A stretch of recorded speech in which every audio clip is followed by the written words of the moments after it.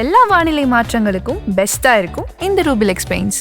வர்ணம் பூசுவதற்கு மட்டுமல்ல, உங்கள் வீட்டை பாதுகாக்கவும் ரூபிலெக்ஸ் பெயிண்ட்ஸ். தீபம் அகர்பத்தி, ஒரு தெய்வீக அனுபவம். Periyar Maniammai Institute of Science and Technology, Tanjavur. BTech Biotechnology with specialization in computer science and biology. மேஷ ராசிக்குண்டான ஆனி மாத பலன்களை பத்தி பார்க்கலாம். மேஷ ராசிக்கு பாத்துட்டீங்கன்னா, ஏழரை சனி விரயத்தில் இருந்து நடந்துகிட்டு இருந்தாலும் கூட குருவினுடைய பார்வை இந்த மாசம் இருக்கிறதுனாலையும் இந்த வருடம் ஃபுல்லாவே இருக்கிறதுனாலையும் சுப விரயங்கள் நடக்கிறதுக்குண்டான வாய்ப்புகள் அப்படிங்கிறது இருக்கு. அதே போல உங்களை ஆளக்கூடியவர் எப்பொழுதுமே மனதிற்குள்ள ஒரு கோபத்தையும் சாபத்தையும் வைத்து கொண்டிருந்தாலும் எல்லார்கிட்டையும் ஒரே மாதிரி பழகக்கூடிய, எல்லார் மேலையும் எவ்வளவு கோபங்கள் இருந்தாலும் பாசத்தையும் அன்பையும் காட்டக்கூடிய ஒரு அருமையான ராசி எதுனா அது மேஷ ராசி தான். லட்சுமி கடாட்சமுள்ள ராசி மேஷ ராசி. இந்த மேஷ ராசியின் அதிபதி யாருன்னு பாத்தீங்கன்னா செவ்வாய். இந்த செவ்வாய் 6ஆம் தேதி வரைக்கும் தன்னுடைய சொந்த வீட்டுல இருக்கார். 6ஆம் தேதிக்கு மேல பாத்துட்டீங்கன்னா தன்னுடைய 2ஆம் வீடு தனஸ்தானம்னு சொல்லக்கூடிய இடத்துக்கு போக போகிறார். அப்ப தனஸ்தானத்துக்கு செவ்வாய் போகிறார் அப்படின்னாலே தெரிஞ்சுக்கலாம், பண வரவுக்கு ரெடி ஆயிக்கோங்க. இப்ப செவ்வாய் இங்க இருந்த வரைக்கும் பாத்தீங்கன்னா என்ன பண்ணலாம், என்ன செய்யலாம், அது மாதிரி ஒரு தெளிவான ஒரு மனநிலையை கொடுத்துருக்கும். இப்ப அடுத்தது பாத்துட்டீங்கன்னா செவ்வாய் 2ஆம் வீட்டுக்கு போகும் பொழுது உங்களுக்கு முழுக்க முழுக்க பண வரவை கொடுக்கக்கூடிய ஒரு காலகட்டங்கள்.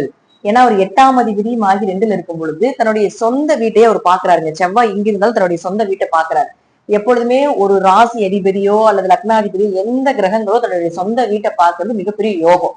ஜாதகத்துல நம்ம என்ன சொல்லுவோம்னா, இவ இப்படி இந்த மாதிரி அமைப்பு இருக்கு அப்படின்னா நேரங்காலங்கள் சரியில்லை அப்படின்னாலும் எப்படியும் ஜெயிச்சு வந்துருவாங்க, எப்படி ஏதோ தெய்வ அனுகிரகம் கிடைச்சிரும், தன்னுடைய சொந்த வீட்டை பார்க்கக்கூடிய கிரகங்கள் நம்மளை காப்பாத்தி கூட்டிட்டு வந்துடும் அப்படிங்கிற அமைப்புகள் உண்டு.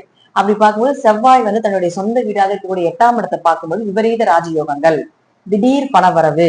ஏன்னா 2ஆம் இடங்கிறது பாத்துட்டீங்கன்னா தனஸ்தானம் இல்லையா, திடீர் பணவரவு, திடீர் அதிர்ஷ்டங்கள். 8ஆம் இடங்கிறது மறைந்த பணம்னு சொல்றோம். அப்ப மறைஞ்சு யாருக்காவது பணத்தை கொடுத்துருக்கீங்க, அதெல்லாம் கிடைக்குமா கிடைக்காம இருக்குமான்னு இருந்தாலும் கூட அதெல்லாம் திரும்பி வர்றதுக்கு ஒரு வாய்ப்புகளையும் கொடுக்கும்.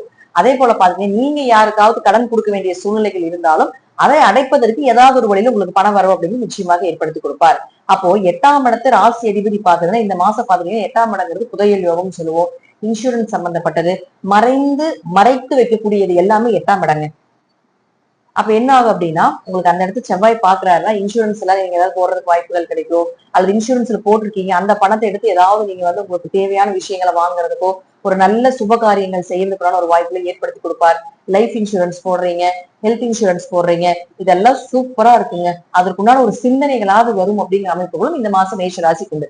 அதனால மேஷ ராசிக்காரர்கள் இந்த நேரத்துல நீங்க எதை தொட்டாலும் எதை செய்தாலும் தொட்டதெல்லாம் பொண்ணாக போகுது. நீங்க என்ன செய்தாலும் அது பல மடங்கான வெற்றிகளை கொடுக்க போகுது. எப்படியும் உங்களுக்கு நீங்க என்ன விஷயத்தை நோக்கி பயணம் கொள்கிறீர்களோ அது எல்லாமே உங்களுக்கு சாதகமாக வர்றதுக்குண்டான வாய்ப்புகளும் மேஷ ராசிக்கு உண்டு. இந்த மாதம் மேஷ ராசிக்காரர்கள் என்ன ஜெயிக்க முடியுமோ ஜெயிச்சுக்கோங்க. எதை நோக்கி பணம் சார்ந்த விஷயங்களை நோக்கி நீங்க போகணும்னு நினைக்கிறீங்களா, குடும்பம் அமைஞ்சு வருங்க. அதனால குடும்பத்துக்குள்ள ஏதாவது, ஏன்னா மேஷ ராசிக்காரங்களுக்கு 7 ராசி நடந்துட்டு இருக்கிறதுனால குடும்பத்துக்குள்ள ஒரு சங்கடங்கள், மனக்கசப்புகள், இப்ப உங்களை பார்த்தா யாருக்கும் பிடிக்காது, இதெல்லாம் இருக்கும். நீங்க பேசக்கூடிய வார்த்தைகள் உங்களையே மீறி வரும். அதுக்கப்புறம் என்ன நடக்கும்னா, நம்ம ஏன் இப்படி பேசணும் நமக்கே தெரியலையே, இப்படி பேசிட்டுமே அப்படிங்கிற மாதிரியும் காட்டும். சோ அது போல எல்லாமே இப்ப இருந்ததுனால இப்ப உங்களுக்கு இழந்த பெயர் புகழ் அதெல்லாமே மீண்டும் எடுத்து கொடுக்கக்கூடிய ஒரு சூழ்நிலையிலும் இந்த செவ்வாய் கொடுக்கும். அதே போல இப்ப நீங்க பேசக்கூடிய வார்த்தைகளுக்கு ஒரு மதிப்பு இருக்கு. தனஸ்தானம் அப்படின்னு மட்டும் கிடையாதுங்க, அது வாக்குஸ்தானம். அப்ப இப்ப நீங்க பேசக்கூடிய வார்த்தைகளுக்கு மதிப்பு இருக்கும். இப்ப நீங்க என்ன சொன்னீங்கன்னாலும் கேட்பாங்க உங்க குடும்பத்துல அப்படிங்கிற அமைப்புகளும் உண்டு. அடுத்தது பாருங்க, குரு. இந்த குருவோட சேர்ந்து 9ஆம் அதிபதியாக இருக்கக்கூடிய குருவோட சேர்ந்து 2 மற்றும் 7ஆம் அதிபதியாக இருக்கக்கூடிய சுக்கிரன் நிக்கிறார்.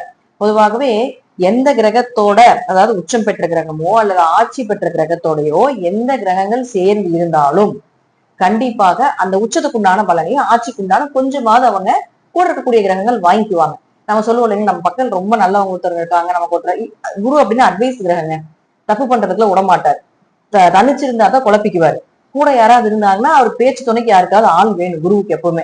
அப்ப அவரு கற்ற வித்தைகள், அவர் கற்ற பாடங்கள் எல்லாத்தையும் ஒருத்தர் சொல்லி கொடுத்து அதைய சரி பண்ணுவார். அப்போ 2ஆம் அதிபதி தனஸ்தானாதிபதி தனகாரகனாக இருக்கக்கூடிய குருவோட சேர்ந்து நிற்கிறார். இது மிகப்பெரிய செல்வ வளத்தை கொடுக்கக்கூடிய ஒரு அமைப்பு.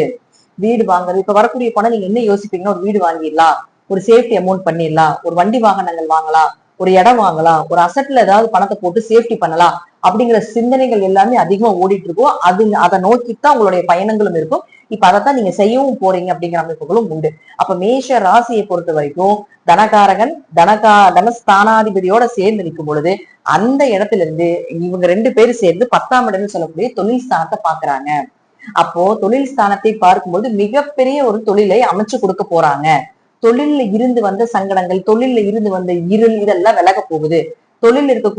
தொழில் ஸ்தானத்துல இருக்கக்கூடிய பிரச்சனைகள் எதுவாக இருந்தாலும், அதாவது உங்களுக்கு வேலை செய்யக்கூடியவங்க ஏதாவது பிரச்சனை பண்றாங்க, அல்லது முதலாளிகள்னால பிரச்சனையா இருக்கு இப்படின்னு சொல்லி நீங்க என்ன ஒரு தொழில் ரீதியாக பிரச்சனைகள் வைத்தாலும் சுபகிரகங்களாக இருக்கக்கூடிய குருவும் சுக்கிரனும் பார்க்கும் பொழுது அந்த தடையெல்லாம் உடையும், அந்த பிரச்சனைகள் எல்லாமே சரியாகும். சுபகிரகங்கள் பார்க்கக்கூடிய இடம் எப்பொழுதுமே சிறப்பு அப்படிங்கிற அமைப்புகள் உண்டுங்க. அதெல்லாம் தைரியமாக இருக்கலாம் மேஷராசி அன்பர்கள்.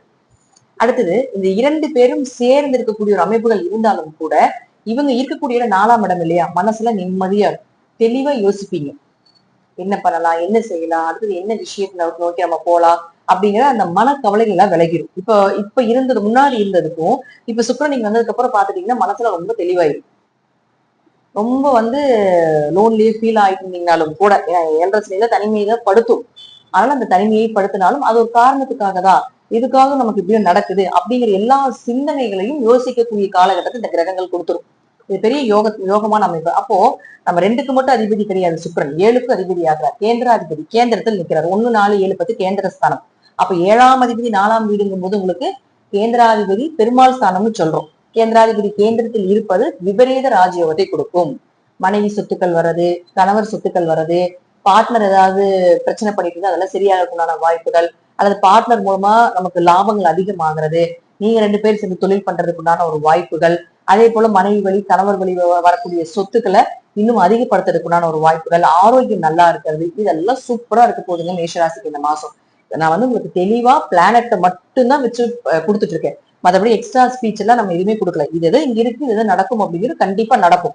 ஒரு சில விஷயங்கள் நடக்கல அப்படின்னா அடுத்த மாசம் நடக்கலாம், அடுத்த வருஷம் நடக்கலாம். பட் இந்த மாசம் என்ன நடக்குமோ அதை மட்டும் மூவ் பண்ணிக்கோங்க. நம்ம இப்ப இந்த வீடியோல என்ன கொடுக்குறோமோ அதை மட்டும் மூவ் பண்ணுங்க, சக்சஸ் ஆகும். மற்ற தேவையில்லாததெல்லாம் நீங்க இது பண்ணீங்கன்னா அது உங்களுக்கு டைமிங் வேஸ்ட் தான். சோ இது வீடு சார்ந்தது, சொத்து சார்ந்தது, பணம் பத்தி சேஃப்டி பண்றதுக்கெல்லாம் மேஷராசிக்கு இந்த மாசம் அருமையான மாசம். சோ அதை நோக்கி உங்க ப்ராசஸ் ஸ்டார்ட் பண்ணி நிச்சயமா நடக்கிறதுக்குண்டான வாய்ப்புகளும் உண்டு. இதுக்கு அடுத்தது பாருங்க, புதன் அப்படின்னு சொல்லக்கூடிய 3, 6 கூடையவராகிறார். அவர் 15ஆம் தேதி வக்ரகதி அடைகிறார். புதன் தன்னுடைய சொந்த வீட்டுல ஆட்சி பலம் பெற்றிருக்கார். பொதுவாக 3, 6 கூடையவர் தன்னுடைய சொந்த வீட்டுல இருக்கும்போது இப்பதான் உங்களுக்கு நிறைய பேருடைய பழக்க வழக்கங்கள் அதிகமாகும். சூரியனோட சேர்ந்து இருக்கும் பொழுது, 5ஆம் அதிபதியோட சேர்ந்து இருக்கும்போது பெரிய மனிதனுடைய தொடர்பு, அரசியல்வாதிகளுடைய தொடர்பு, புகழ் மதிப்பு கிடைக்கக்கூடிய ஒரு சூழ்நிலைகள் இப்ப அமையும். கம்யூனிகேஷன் லெவல் எல்லாமே சூப்பரா இருக்க போகுது. உங்களுடைய ஐடென்டிபிகேஷன், நீங்க யாரு அப்படிங்கறத எல்லாருக்குமே தெரியக்கூடிய ஒரு காலகட்டங்களாக இருக்கும் அப்படிங்கிற அமைப்புகளும் உண்டு. 3ஆம் இடம் அப்படிங்கிறது கைப்பகுதிங்கிறதுனால கை நிறைய பணம் சம்பாதிப்பீங்க, கை நிறைய அள்ளி கொடுக்கக்கூடிய குணம் இந்த மாசம் உங்களுக்கு இருக்கும் அப்படிங்கிற அமைப்புகளும் உண்டு. சூரியன் புதன் சேர்க்கை அப்படிங்கிறது உதாத்திய யோகம். யாராவது படிச்சுட்டு படிப்புக்குண்டான வேலை கிடைக்காம இருக்கு அப்படின்னு நினைச்சீங்கன்னா நிச்சயமாக இந்த மாதம் படித்த படிப்புக்குண்டான வேலை அப்படிங்கிறது நிச்சயமா உண்டு. ஏன்னா 6ஆம் இடங்கிறது வேலை. அப்ப சூரியனோட 5ஆம் அதிபதியோட சேர்ந்து இருக்கும்போது இன்னைக்கு, அதாவது நீங்க இந்த வீடியோ எப்ப பாக்குறீங்களோ அதுல இருந்து ஒரு 10 நாள் 15 நாளுக்குள்ள உங்களுடைய குலதெய்வ கோயிலுக்கு போயிட்டு வந்துருங்க. மிகப்பெரிய யோகம் காத்துட்டு இருக்குது. குலதெய்வ ஸ்தானாதிபதி 3ல உட்கார்ந்திருக்கார். முயற்சிகளை தடையில்லாம பண்ணி கொடுப்பார். போறதுக்கே கொஞ்சம் தடை கொடுப்பார். ஆனா நீங்க போயிட்டு வந்ததுக்கு அப்புறம் செழிப்பு தான். வேலை இல்லாத மேஷராசிக்காரர்களுக்கு வேலை கிடைக்கும், கடன் அடைக்கிறதுக்கு வாய்ப்புகள் கிடைக்கும். அதே போல நோய் ஏதாவது உடம்புல தீராத நோய் இருந்துட்டு இருக்குன்னா இந்த மாசம் நீங்க குலதெய்வ கோயிலுக்கு போயிட்டு வரும்போது தீராத நோய் எல்லாமே தீரக்கூடிய ஒரு வாய்ப்புகளை நிச்சயமாக ஏற்படுத்தி கொடுப்பார். அதே போல இன்னொரு விஷயம் என்ன தெரியுதுன்னா, உங்க ஜாதகத்துல புதன் வக்கரமாக இருக்குன்னா அது இப்ப நான் சொன்ன விஷயங்கள் எல்லாமே 15ஆம் தேதிக்கு அப்புறம் வச்சுக்கோங்க. வக்ரமாக இல்ல அப்படின்னா 15ஆம் தேதிக்கு முன்னாடி வச்சுக்கோங்க. வக்ரமாக இருக்கக்கூடிய ஜாதகமாக இருக்குன்னா, ஒரு லோன் வாங்குறீங்க, கடன் அடைக்கிறதுக்கு ஒரு வாய்ப்புகள், வேலை சம்பந்தப்பட்ட விஷயத்த பத்தி பேசுறது, ஒரு இடமாற்றம் பண்றதுக்கு உண்டான ஒரு அமைப்புகள், இது எல்லாமே உங்க ஜாதகத்தில் புதன் வக்ரமாக இருந்தால் 15ஆம் தேதிக்கு மேல வைத்துக் கொள்வது என்பது ரொம்ப நல்லது. உங்க ஜாதகத்துல புதன் வா வி ஆர் அப்படின்லாம் போட்டிருக்கோம். அப்படிலாம் இருந்ததுன்னா வக்ரம் அர்த்தம். சோ அதெல்லாம் நீங்க கொஞ்சம் உங்க ஜாதகத்திலே பாத்துங்க, அது தெரியும். அப்போ அது அந்த மாதிரி இருக்கு அப்படின்னா 15ஆம் தேதிக்கு மேல உங்க ப்ராசஸ் எல்லாம் ஸ்டார்ட் பண்ணுங்க, சூப்பரா இருக்கும்.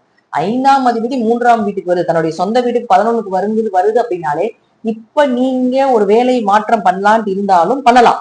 புதிய வேலைகளும் கிடைக்கும். இப்ப நான் போயிட்டு இருக்கிற வேலை ரொம்ப ப்ரெஷரா இருக்குதுங்க, நான் வேலை வேற மாத்தலான் இருக்கீங்க அப்படின்னா மாற்றலாம். இப்ப நீங்க மாறக்கூடிய வேலை, இப்ப நீங்க என்ன சம்பளம் வாங்கிட்டு இருக்கீங்களோ அதோட நல்ல சம்பளத்தோட கிடைக்கும். அல்லது இப்ப நீங்க உங்களுக்கு பேருக்கு டேமேஜ் ஆயிருக்குன்னா அங்க நல்ல நல்ல போஸ்டிங் கொடுப்பாங்க. நல்ல ஒரு விஷயமா எப்படி சொல்றதுன்னா, இப்ப இங்க இருக்கிறத விட அடுத்த ஸ்டெப்புக்கு போறதுக்கு உண்டான வாய்ப்புகள், அடுத்த பதவிக்கு உண்டான வாய்ப்புகள், அடுத்த விஷயத்தை நோக்கி உங்களுடைய பயணங்கள் பழசெல்லாம் அப்படி டெலிட் ஆயிடும். புதிய ஒரு நபராக அந்த வேலையை நீங்க அமர்வீங்க அப்படிங்கறது அமைப்பு உண்டு. சோ கேஸ் ஏதாவது போயிட்டு இருக்குது, வம்பு வழக்குகள் ஏதாவது போயிட்டு இருக்குதுனாலும் இந்த காலகட்டங்கள்ல உங்களுக்கு ஏதாவது ஒரு சாதகமா வர்றதுக்கும் வாய்ப்புகள் உண்டு அப்படிங்கிற அமைப்பும் இந்த மாசம் மேஷ ராசிக்கு நடக்கும். சோ மேஷ ராசியை பொறுத்த வரைக்கும் பாத்தீங்கன்னா இந்த மாதம் நீங்க பிங்க் கலர் யூஸ் பண்ணலாம், எல்லோ கலர் யூஸ் பண்ணலாம், லைட் ரெட் கலர்ல ரொம்ப சக்சஸா இருக்கக்கூடிய ஒரு காலகட்டங்கள் இருக்கும். குலதெய்வ கோயிலுக்கு போறதுக்கு வாய்ப்புகள் கிடைக்கும். திருச்செந்தூர் முருகன் கோயிலுக்கோ அல்லது ராமேஸ்வரம் போறதுக்கு நிச்சயமாக வாய்ப்புகள் கிடைக்கும். சாந்தமான அம்மன் கோயிலுக்கு போறதுக்கும் மேஷ ராசிக்காரர்களுக்கு வாய்ப்புகள் அதிகம் அப்படிங்கிறது அமைப்புகளும் உண்டு. அதே போல லக்கியான கலர்ஸ் அப்படின்னு பாத்துட்டீங்கன்னா பிங்க், எல்லோ இதெல்லாம் அதிகமா யூஸ் பண்ண செழிப்பு அப்படிங்கிறது இருந்துகிட்டே இருக்கும். வெளியூர் வெளிநாடு பயணத்தை கொஞ்சம் ரொம்ப லாங்ல போகாம கொஞ்சம் சிறுதூர பயணமாக இருந்ததுன்னா கொஞ்சம் யோகம் அதிகமாக இருக்கக்கூடிய அமைப்புகளும் உண்டு. இந்த மாசம் மேஷ ராசிக்கு 9ஆம் நம்பர் நல்ல யோகத்தை கொடுக்கக்கூடிய ஒரு சூழ்நிலைகள் இருக்கு. அதே போல 3ஆம் நம்பர் 3, 9, 3 இது ரெண்டுமே ரொம்ப யோகத்தை கொடுக்கக்கூடிய ஒரு அமைப்புகளும் உண்டு. ஃபர்ஸ்ட் நீங்க வழிபட வேண்டிய தெய்வம் அப்படிங்கிறது குலதெய்வம் தான். அதை நீங்க வழிபாடு பண்ண பிடிச்சிட்டீங்கனாலே சர்வ தோஷத்தையும் இந்த மாதம் உங்களுடைய குலதெய்வம் நிவர்த்தி பண்ணி கொடுக்கும் அப்படிங்கிற அமைப்புகளும் இந்த மேஷ ராசிக்கு உண்டு.